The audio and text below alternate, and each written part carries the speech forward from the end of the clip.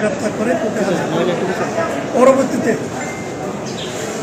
অবৈধভাবে ভারত গমনের চেষ্টার অপরাধে তার বিরুদ্ধে কানাইঘাট থানার মামলা নম্বর 10 তারিখ 25/8/2024 বাংলাদেশ পাসপোর্ট আইন 1973 সালে মোতাবেক তার বিরুদ্ধে এই মামলা রুজু হয়।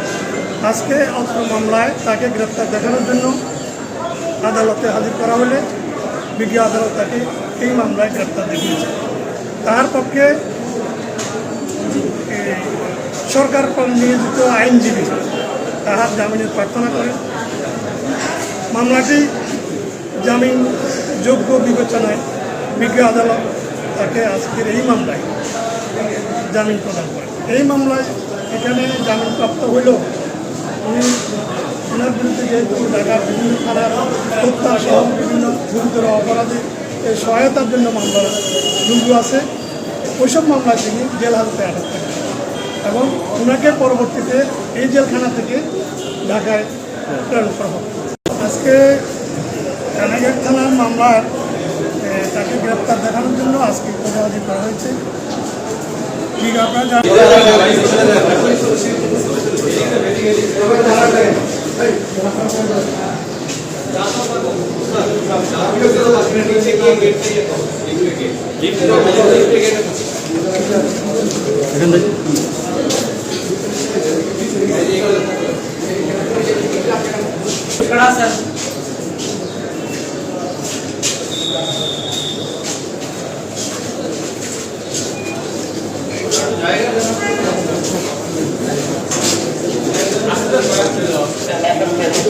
please the side please ঠিক আছে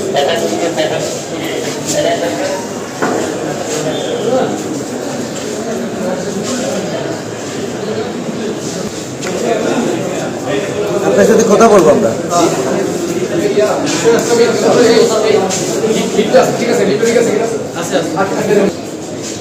বিগত 24 তারিখে আসামি তাহার বিরুদ্ধে রুজুকৃত বিভিন্ন থানার মামলায় গ্রেপ্তার এড়ানোর জন্য অবৈধভাবে ভারতে গমনকালে সিলেট সীমান্তে বিজিবি কর্তৃক আটক এবং বিজিবি তাকে পুলিশের কাছে হস্তান্তর করলে পুলিশ তাকে কার্যবিধি চূড়ান্ত